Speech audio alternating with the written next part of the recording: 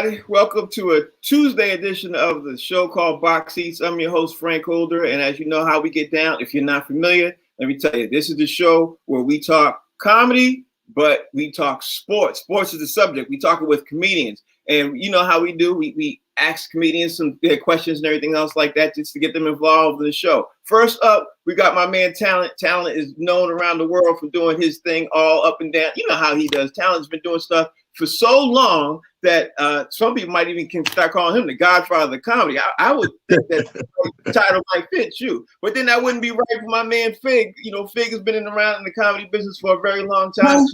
Fig's been in there and could be also called the grandfather of comedy. He's done this, comedy overseas and all that stuff. And then my man, Mr. Rodney Perry, he's been all around the world, done the comedy overseas and the comedy. I ain't been nowhere. Most recently, been coming to America.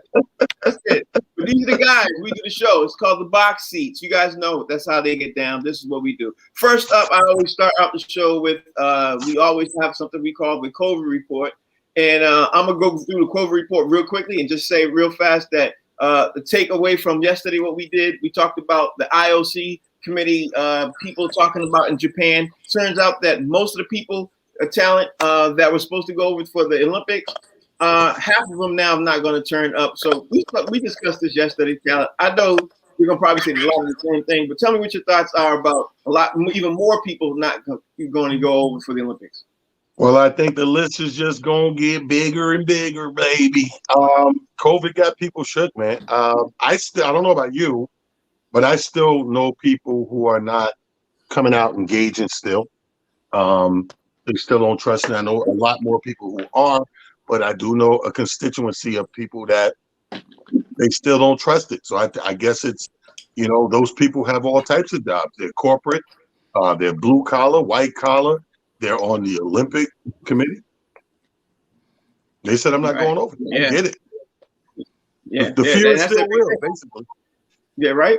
Fig, your thoughts? Yeah, man, I'm not going all the way to Japan to get sick. You know what I mean? I know they smart with their electronics, but COVID hasn't been determined to be electronic. And if they so smart, why don't they come here and help me put these M&Ms in alphabetical order? That's what I want to know. Can they do that? Because I've been trying to do it for hours, and it's a mind twister. Rodney Perry, your thoughts? Look at Rodney. What's the question? Never mind. Listen here, Billy Jack.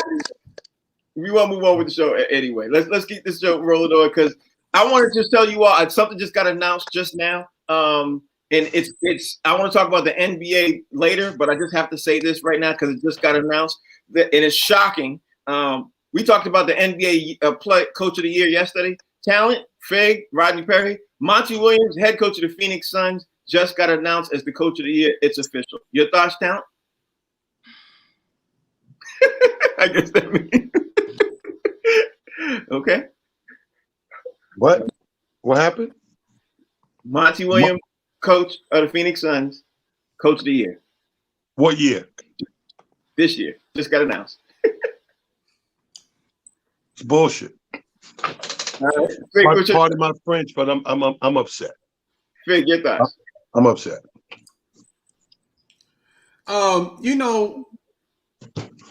I'm not mad at Monty Williams, you know what I mean, being in the running, but as far as I'm concerned, Monty Williams had far more to work with and a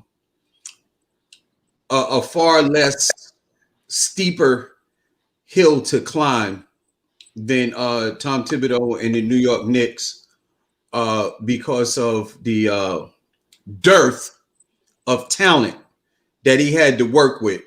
You know what I mean? And it just is what it is. Rodney Perry, your thoughts? I mean, just from what I'm reading here, Monty Williams has been the front runner the whole year. While Thibodeau has turned in a great season and the Knicks are looking incredible, he's probably going to have to do it again for he gets some love like that. And so big ups to Monty Williams, man. Well done. Yeah, and like we said yesterday, and I don't want to talk too much about this, but like we said yesterday, you can't overlook the thought that what Tom Thibodeau did. But hey, we don't. What about Doc Rivers? Yeah, but we don't. He turned that franchise around. Doc Rivers true, but the biggest turnaround, Doc Rivers inherited a team that was already winning. We'll talk about that in a little bit. Let's continue on hot topics first. We'll jump into that because first thing is we also talked about yesterday is that we were talking about Tyson Fury. Last night, the news came out that Tyson Fury has to fight Deontay Wilder because a judge or arbitrator ruled that they have to fight first. So the Tyson Fury fight that was getting ready to be set up before without Deontay Wilder is not going to happen. So talent, Deontay Wilder is the dude who's getting ready to step in with Tyson Fury. What's your thoughts on that? Well, I like that fight better, to be honest with you. Now, this right here, I might tune into this on purpose. You know what I mean? I might watch this fight on purpose. The other one was going to be like a walking by a bar. Oh, there's a fight on. Give me a beer. This one here, I might get ready for this one. I like it. I like it. Actually, intensifies the fight that he wants to have. If you want that fight, win this fight. You win this fight, right. Now you're ready for that fight. Now, here's the thing, Frank, ask yourself, what if he can't win this fight? Great point. Fig, your thoughts? Huh? Oh yeah, 50. Yeah, for the Deontay Wilder fight. I'm 50 Buffalo wings. Yeah, thank you. All right. Yeah, man, I'm gonna be definitely tuning in. I just got off the phone ordering my wings and finger foods and stuff like that for the fight. As soon as you told me about it, I had to get on the phone right away and get my wings, man. That's the fight that I want to see. To see if Deontay Wilder could come back and get Tyson Fury, because I think in the first fight he knocked him out or knocked him down or whatever, and he was able to withstand the count. I don't know whether the ref was counting to 15 or 20 at the time, but Tyson Fury was able to get up. So this is the trilogy, man, and the first two wasn't bad. You know what I mean? And very entertaining. I'd like to see the third one. Yeah, me too. Rodney Perry, your thoughts? So it looks like Wilder initiated this, and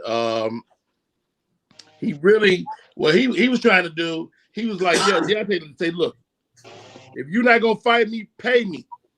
And so the judge really ruled against Wilder, which means this fight has to happen because Deontay was like, look, you can move on. You don't want to fight me, I get it, but you got to pay me. And so that's what it looks like happened. And we're gonna have another good fight, man. I mean, we had no American heavyweights in a long time, so Deontay Wilder is a breath of fresh air. Yeah, I think it would be a great and exciting thing that we could look forward to. Let's talk about baseball, because the Yankees, the pitcher for the Yankees broke a record last night. Garrit Cole, let me make sure I say it correctly. He had the most consecutive strikeouts without walking any batters. He had 58 strikeouts consecutively. That record has been standing since 1900. So if that ain't a top dog, I don't know who is. But I'm making my own top dogs. I'm about to mute you in a second. Talent, tell me what you thought. I love it, man. Again, even though your boy Big hates baseball and all that, and he want to make his own top dogs, history's history. Mm-hmm. We got to respect stats, real stats anyway, Rodney Perry. So wow. We got to respect real stats. And this is a huge one right here, Frank. And as much as I may miss a regular season of baseball, I can't deny the stats. So I do one of these, kudos, applaud, tip the hat, all that good stuff, man. I think it's dope. Yeah, I don't think there's anything you can say about Garrit Cole.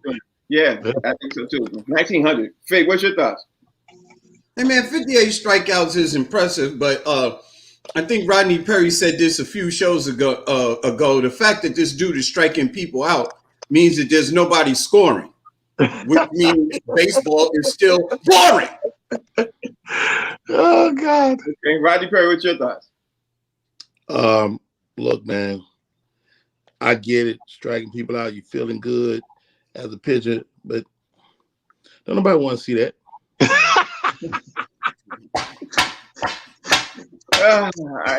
Nobody. That ain't no top dog. It ain't even a dog. It's It's a cat. Top cats of the week. Nobody wants to see that. All right. Well, speaking of baseball, Kevin Pillar got hit by a pitch in the face. He broke multiple nasal fractures. He got hit by a 94 mile per hour fastball. Talent. They were saying this morning that there are more pitchers who are hitting batters than ever. And I'm going to ask you, it has happened ever in the game. Are the pitchers doing that to bring some excitement to the game, man? Or is it really happening, like real happening? This country is in a racial climate, and it's very tense at every angle and corner you turn in America.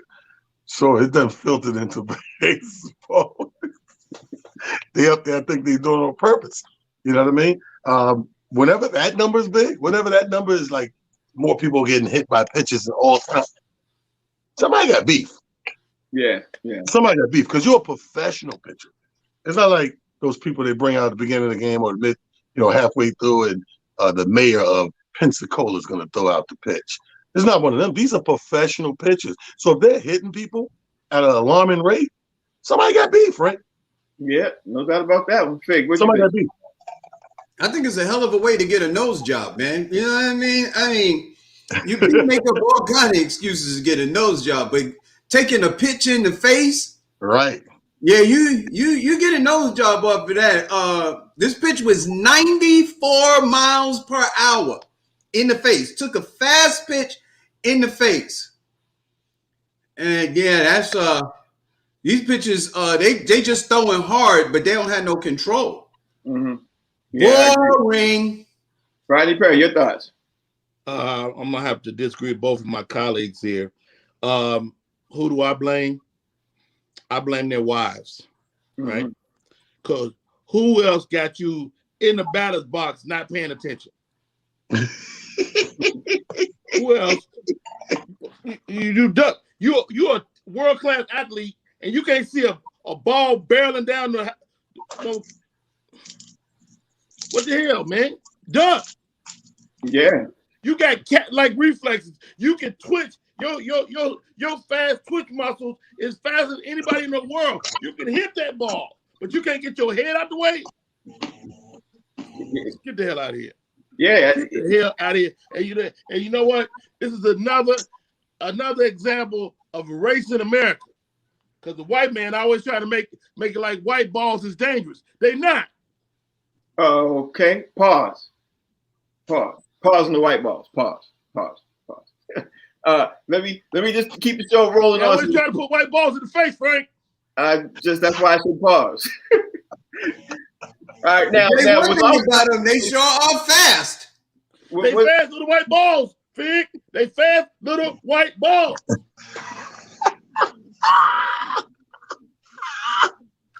Speaking of balls, this just in the Ball brothers. The Ball brothers are getting with Will Smith. Put together a project, a movie. The Ball brothers, Alonzo, LaMelo Ball, Will Smith. So it'll be Big Willie Ball production.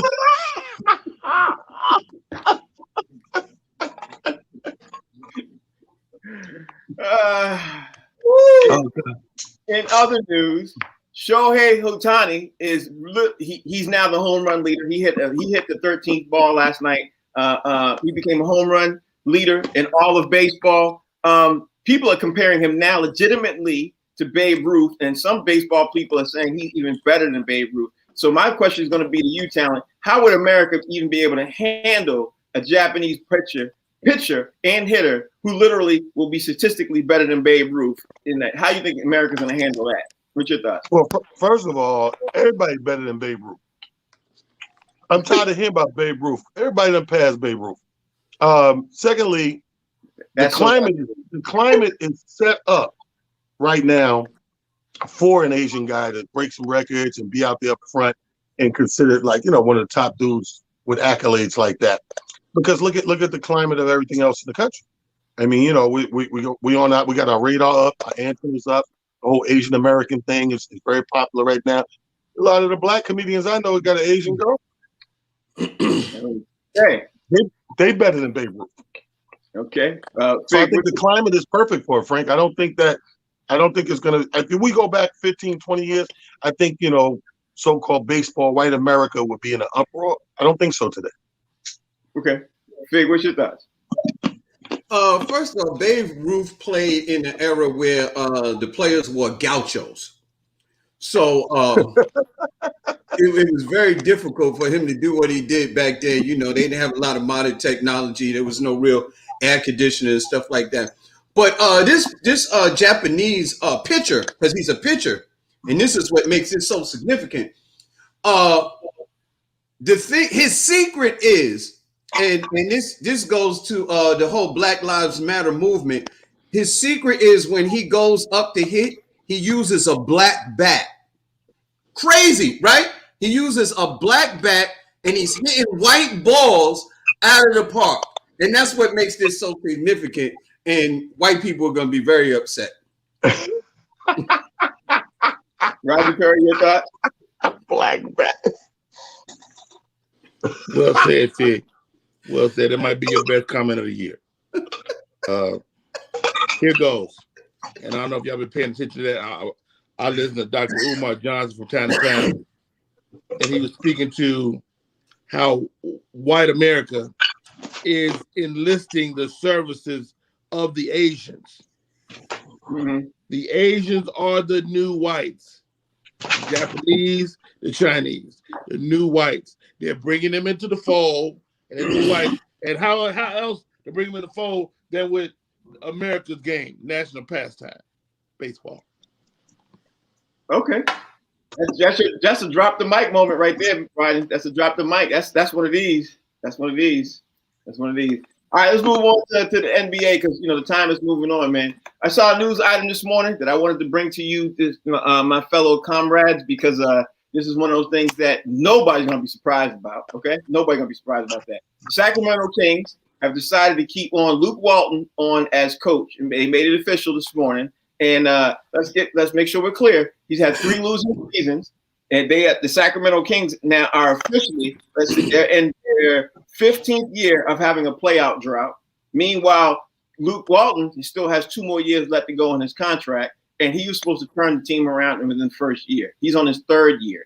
So, Talent, what's your thoughts about Luke Walton getting another chance? He's about to go into his 4th year after he lost the first 3 years. What's your thoughts?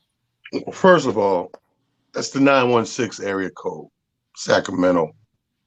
I was on tour, man, one time, met a girl out there. When I tell you the knockers on her, the knockers. So no surprise here, Frank. White privilege at its finest. White privilege at its finest. Unfortunately, any other color, race, or ethnicity has to get a job and prove themselves, do or die almost. Seems like 1-2 years if you're lucky, or you're out of there, you're shipped out, you got to find somewhere else to work. In America, they have repeatedly shown you is not that case. And it's one of our golden boys. So the last name, you know who it is. White privilege at its finest, bro. But the knockers on this chick, bro. 916 area code.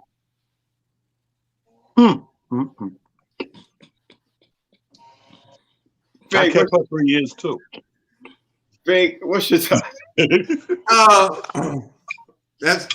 got to talk more about that story off the air, Talent.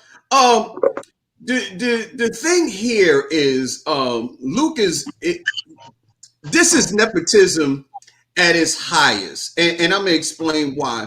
For a lot of people that don't know, Luke is the son of Bill Walton.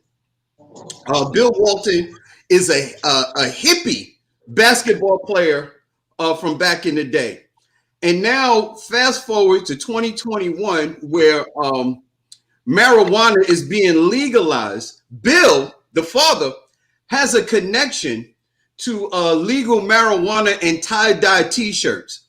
And the whole team is just enamored with the fact that Bill Walton has this hookup and they just don't want to get rid of his son to piss him off. So that's pretty much why they're holding on to Luke. Okay. Roger Perry, your thought? Well, this is, and you'll rarely hear me say this. It's not a black and white issue. Luke Walton is lucky enough to be the only coach that'll actually go to Sacramento. It's hot. It's uncomfortable. It has no racial identity. You got Filipinos and Mexicans and blacks and whites. It's a melting pot. It's lumpia and chitlins and chicken, fried chicken. It's a lot of stuff going on in Sacramento. Luke Theodore Walton has nothing to do with the fact that he's white.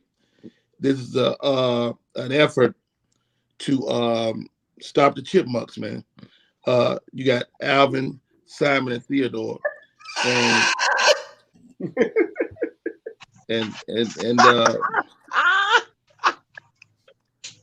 Luke Theodore Walton. Luke Theodore Walton is running it. I thought it was Luke Maurice Walton, but it's actually Luke Theodore Walton. And you can look, mark my words, there will be a Chipmunk movie coming out in the next 2 years. It's all connected together. Gotcha. We're gonna hold you to that. Hold on. Wait. She did have some knockers. She did, right? Yeah, I don't know. I don't know. Come on, man. Come on. Come on, Frank. Come on. Now look up to your left, Frank. I mean, you can see it. Look to your left. My left. Okay.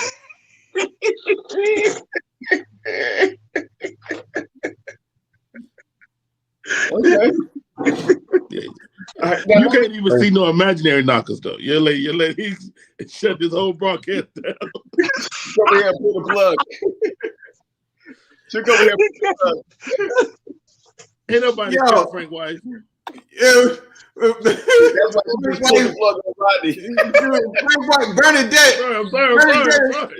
Yo, Rodney.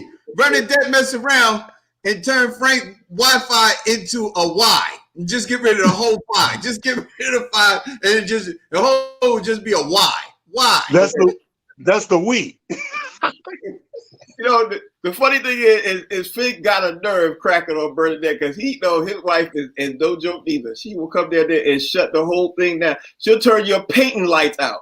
Let me explain something to you. I'm going to explain something to you. Hey, listen. I am 100% in charge of my household when my wife is not home. Yeah. There you go. That's a good deal. That's a good deal. Hey, I'm going to say it like this. I ain't scared of my wife. I wish she would say something. Hey, you shut up. Yeah. What she good? Fig wife is petty. Fig wife come in and take that painting. Just walk away. do your show now. She probably would.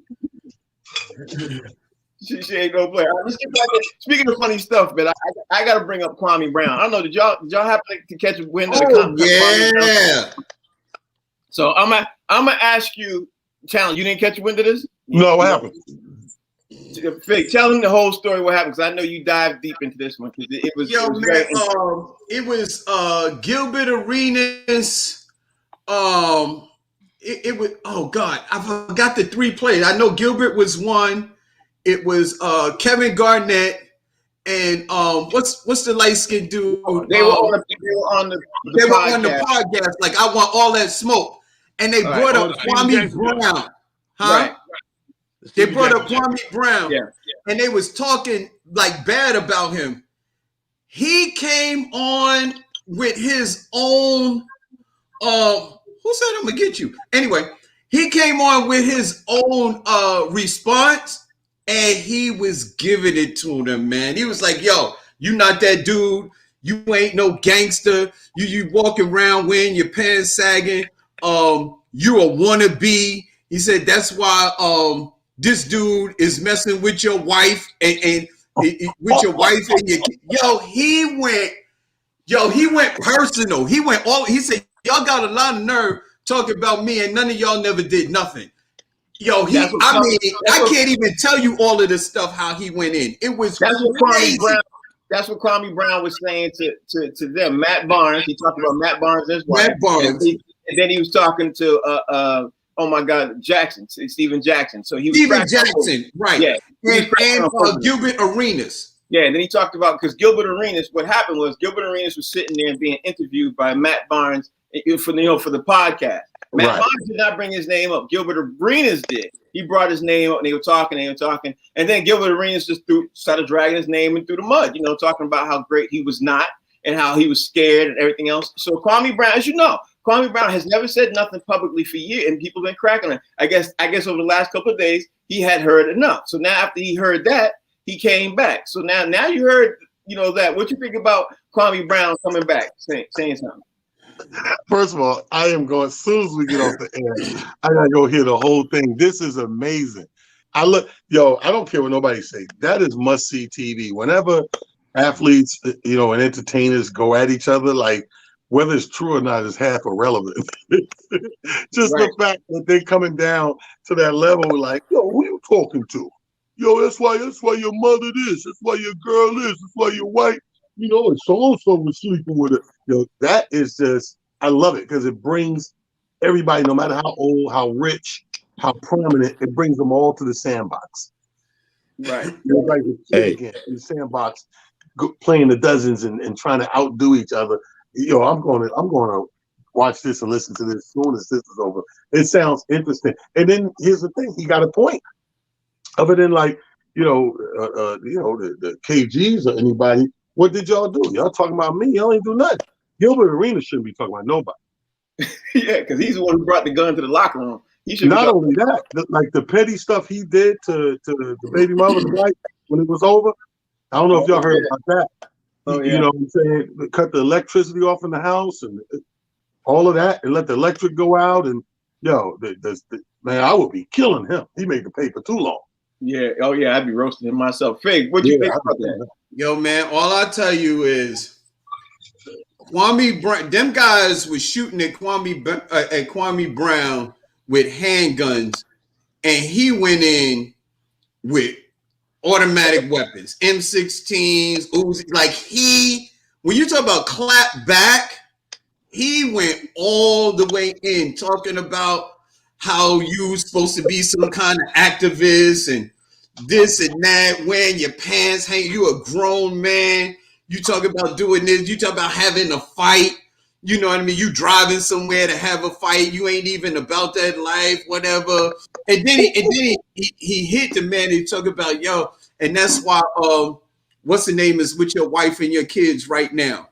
And he went in personal, and he was like, and if y'all want some, you know where to find me. Yeah, he did do that. He did, and he called Matt Barnes. He called him. I think he called him. I want to say a Justin Bieber's wannabe or something. Like he roasted him, boy. He went in on him. Half black wannabe. Yeah. He called him a singer wannabe. So Rodney Cray, what you think? So that happened, and then Matt Barnes' response was this: I was just confused. I didn't really know what happened. I don't know where it came from. I get where he's coming from, though. I mean, he's kind of been the butt of jokes, coming into the league, not being able to live up to that number one potential. If you want to be mad at anyone, don't be mad at us.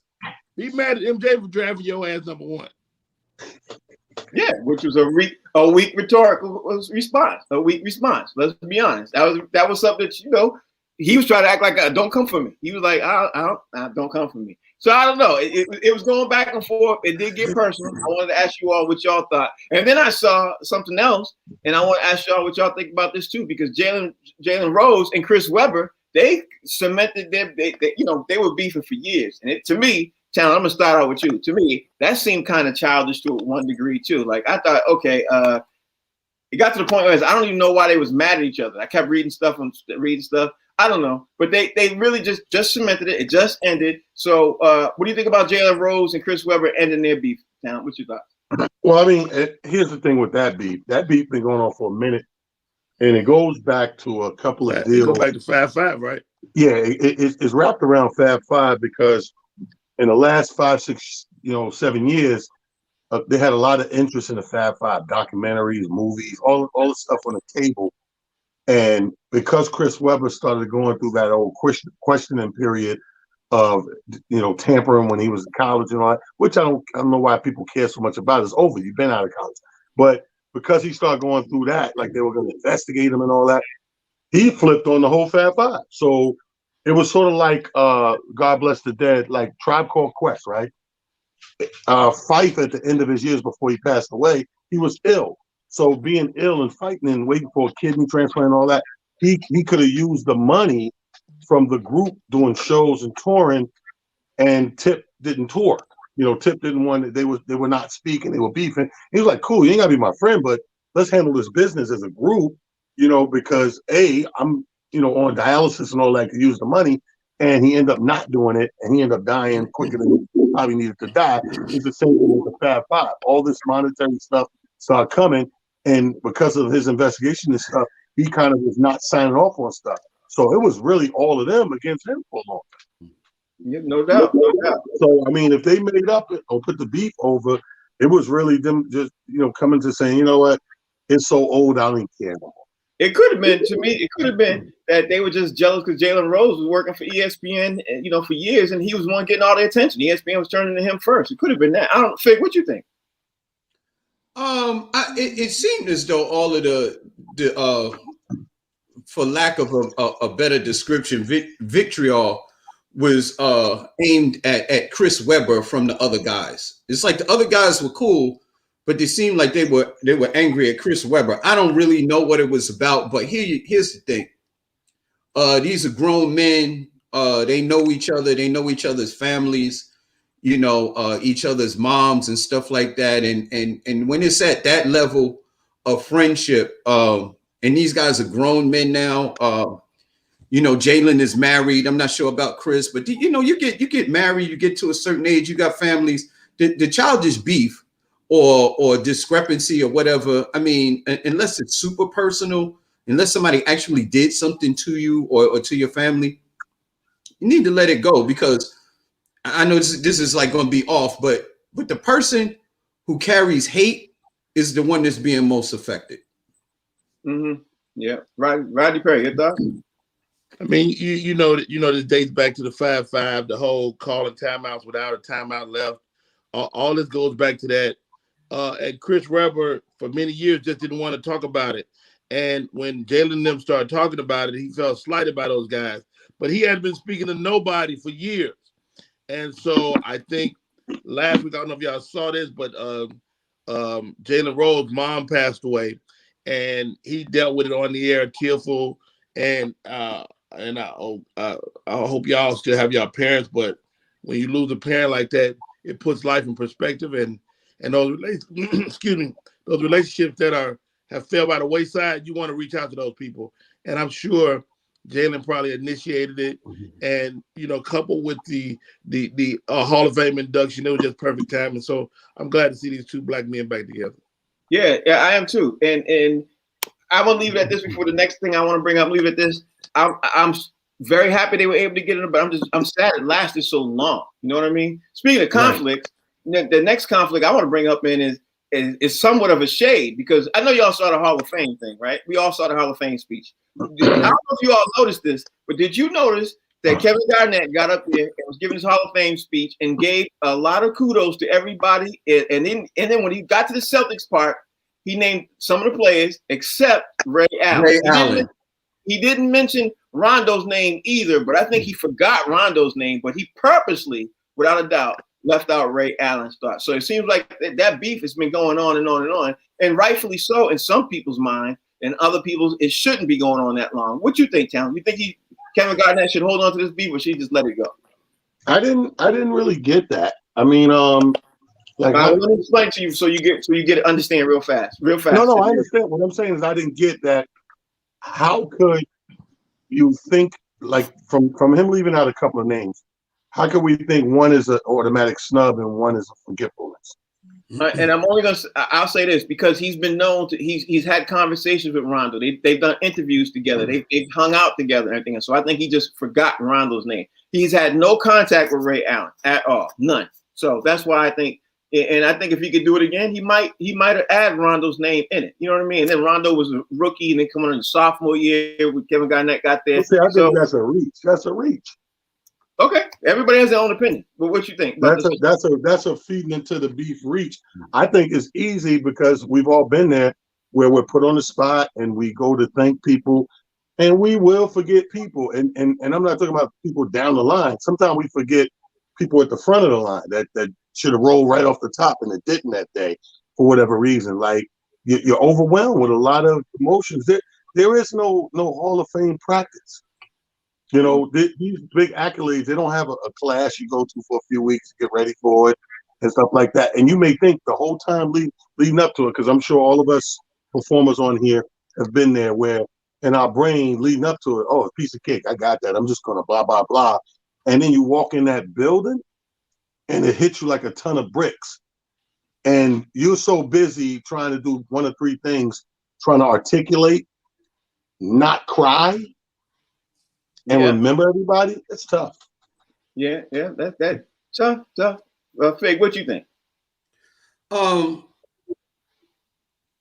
going to say this. I believe, I could be wrong.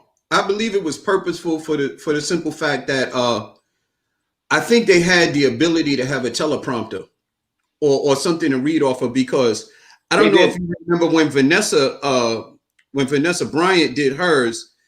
At some point, it looked like she looked over like she was reading it. So they did have a teleprompter. They had a teleprompter. So I mean, could he have skipped a couple names on the teleprompter, possibly? But well, he could have won because she mentioned that, you know.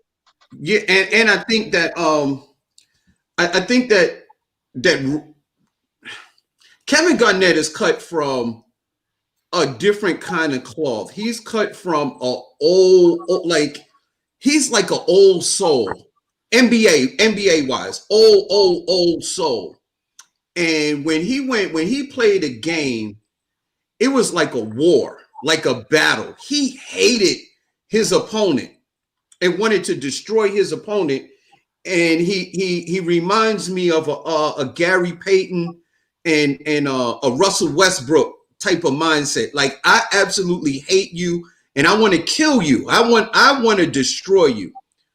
When Ray Allen left to go to Miami, that was like, you probably could have got away with Kevin Garnett if you slept with his wife, as opposed to doing something like that. Or I would say it was on equal level. Ray Allen leaving the Celtics to join up with LeBron and them in Miami was the equivalent of you sleeping with his wife. That was the level of betrayal that I think that Kevin Garnett has for Ray Allen. And I don't think that's ever going away. Before I bring in Rodney Perry, say that I think the part that Kevin Garnett had an issue with was that, and also that Ray Allen went over there and was dapping them all up right as soon as they lost the Eastern Conference Finals, right there on the floor. Kevin Garnett had a huge problem with that. Rodney Perry, what you think? Rodney, we can't hear you. My bad. Ray Allen has a book called From the Outside. He talks about being on the outside of that circle.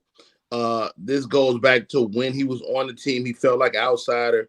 And then, of course, when he left, it got even worse with the core of that group. That's Kevin Garnett, that's Paul Pierce, and Rondo. And so at the end of the day, you know, from the interviews I've seen with Ray, he's like, yo, man, you know, I mean, I did what was best for my family at that moment. And he basically was saying he didn't get the vitriol. And then you look at it now, even years after that, maybe 4 or 5 years removed from that, and KG seems to be still upset. Did he snub Ray Allen? Absolutely. And apparently, KG is playing not point guard, but petty guard.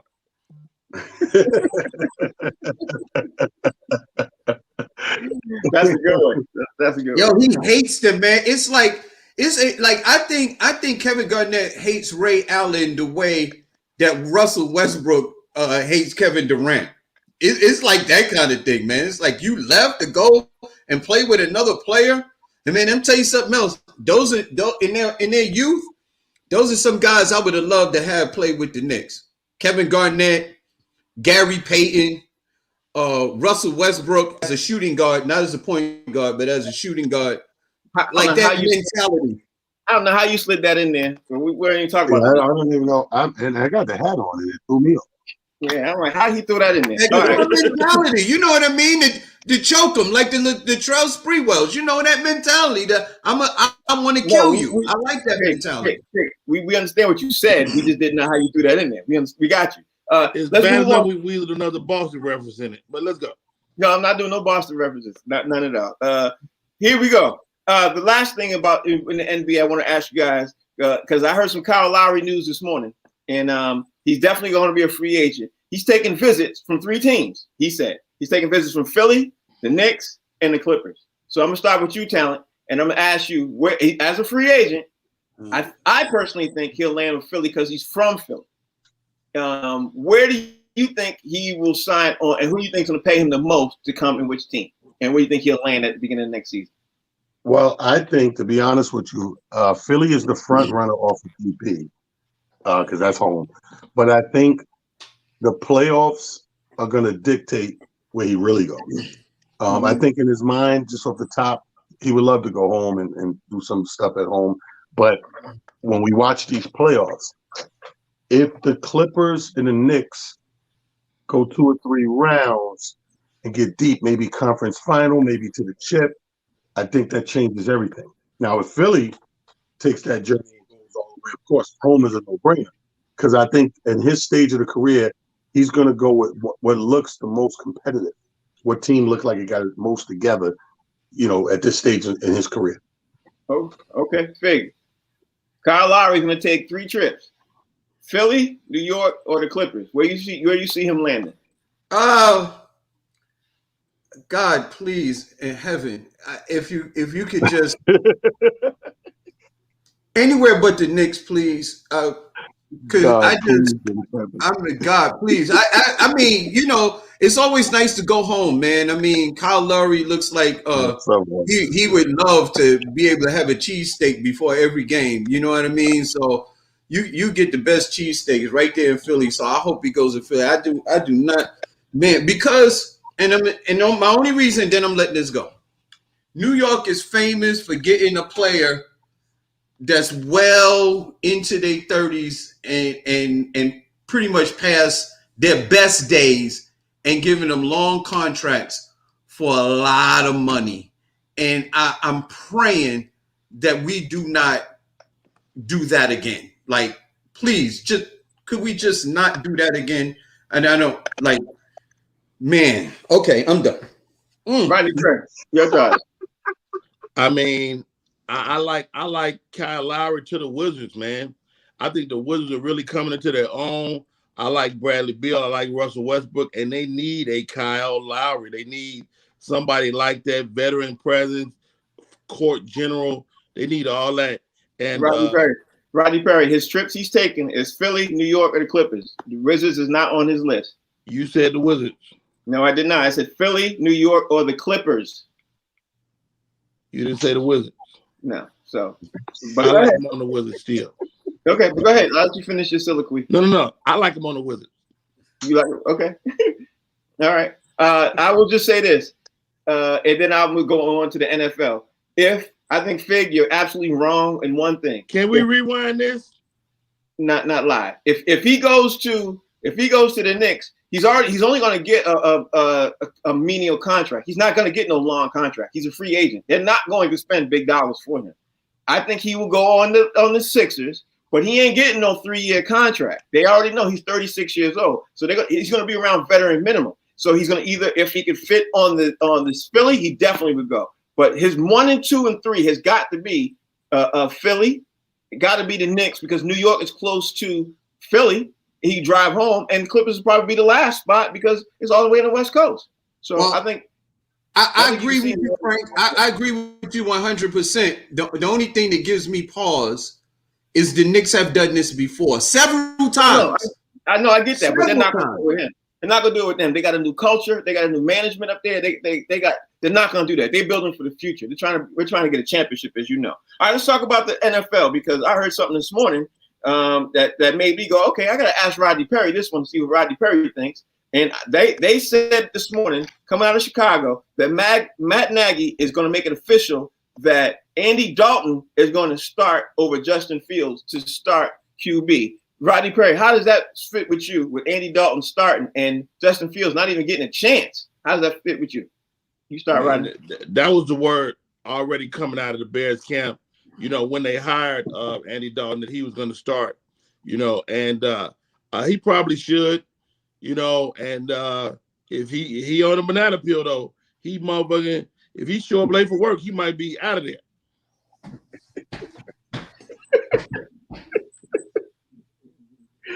Okay, all right. So you think that Justin Fields not starting is going to be fit well with Chicago, whenever you have a rookie and you got a vet that and Dalton has had some highlights in his career, so you got a vet. Let the vet get out there and let the rookie get to watch the game and see if he can even operate on this level, because this game is way faster. Okay, all right. So let me ask Talent, what you think? Matt Nagy says that Andy Dalton is starting over Justin Fields. Like, he's not even starting. I think the way Rodney rolled off that MF curse, like the way it rolled that banana peel. I said, damn, you can't even bleep that. You understand what I'm saying? I think that, like he said, I think that was the consensus going in.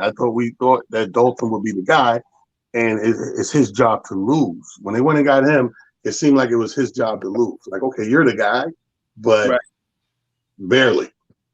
You're the guy, but barely. Like you said, the banana peel follow him everywhere you go. You ever see a woman come out the bathroom, got that tissue on the bottom of the shoe? Yeah. It's that banana peel. Fig, what you think? I think that Matt Nagy said that Andy Dalton was going to play because he feels like the red hair sort of matches the highlights in the Chicago Bears uniform. The orange? Yeah, the orange in his hair matches, the uniform for the Chicago Bears. So you feel like he'd be the best fit because of the colors. He picks the winners of the teams based on their helmets, on the color of their helmets. So that's according to the way Chicago been doing, it's got to make a lot of sense for Matt Nagy to make that kind of decision. So that's probably why. You know what I just thought about? Are there bears in Chicago? I think so. In the zoos. Yeah. Oh, in the wild. Yeah. They are. They gotta be. Really? In the outskirts of Chicago, it's the state of Wisconsin. It's gotta be. Let me ask you guys this. I'm gonna start with this and see if you guys think about this. The state of Wisconsin. This is Andy Dalton. Illinois. Chicago, Illinois. I'm sorry. Okay. The orange hair I was talking about. Yeah, I just got news that the Basketball Africa League that I've been talking about is officially starting this week, Saturday. They got 12 teams. 12 teams, 12 players. They got the NBA is a part of this. Do you think in the next 2 or 3 years, Talent, and I'm gonna give you 60 seconds. Do you think in the next 2 or 3 years we can see one of these kids get drafted from this Africa League to be playing in the NBA with the talent that they possibly get ready to do? What do you think, Talent? It depends. It depends on what part of Africa they play in it. Over here you miss 10 games from a sprained ankle, pulled hamstring. The African League, they missing games like Ebola, like the swine flu, all the jungleistic stuff. I think that, of course, they're going to be over here. It's just a matter of time. The NBA is not investing in something like that that don't behoove them in the big picture. You know what I mean? And let's look at what they did through China. They did that whole China project, and then what happened? We got the Yao Mings. We got the Jeremy Lins and all that stuff. This is another one of those movements of the league trying to capitalize what they already see coming. Because I think in the past decade or two, we've seen some real tall basketball bodies come from Africa slowly but surely since Manute Bol and all those guys. So now it's more. They're doing a no-brainer. They're investing it. There's a lot more. Fig, what's your thought? 60 seconds. I agree 100%. You think about the Dream, Hakeem the Dream, Giannis, although they call him the Greek Freak, it's by way of Africa. He's African descent. Just so many great African players, players that have come from the Congo that have been very successful in the NBA. I think it's just 1 and 1 is 2. No doubt. Rodney Perry, what you think? You know, man, when you start looking at these situations as they develop, you know, it's you know, you got to do what's best for you, your family, the whole nine. You know what I mean? Yeah. And the crazy part is it's a win. It's a win for everybody. Yeah, it definitely is, because these guys financially would be set up to get bigger stuff than they've ever gotten. No doubt about that. All right, we get ready to roll up out of here because guess what? The show's over. Challenge everybody out there how to get please. You can find me right here, all playoffs long. You see what it is? New York strong. And you find me here at 1 o'clock, box seats. I'm your boy Talent on Twitter, and it's just comedy, Talent the comedian on IG. I got you, baby. Box seats, baby. Fig. You can follow your boy Comedian Fig on Instagram and Twitter because I'm still banned off of Facebook for a couple days, but always on box seats Monday through Friday, 1 to 2 p.m. This is the best damn sports show on TV, and I don't care who tries to start another one. Okay, Rodney Perry, what's your thought? Easy to find. RodneyPerry.com is the website. Rodney Perry Live, all social media. Talent will be at that address, but it won't be long. And that's absolutely true. The name of the show is called the Box Seat Show. I am Frank. That's Talent. That's Fig. That's Rodney Perry. You know the name of the show. The name of the channel is The Humor Mill. Make sure you tell a friend to tell a friend. We'll see y'all tomorrow. We're going to have some more guest comedians. We're going to have some more sports athletes. We got a lot of stuff up in store. Make sure y'all keep tuning in. And don't forget, tell a friend to tell a friend. Thanks for watching.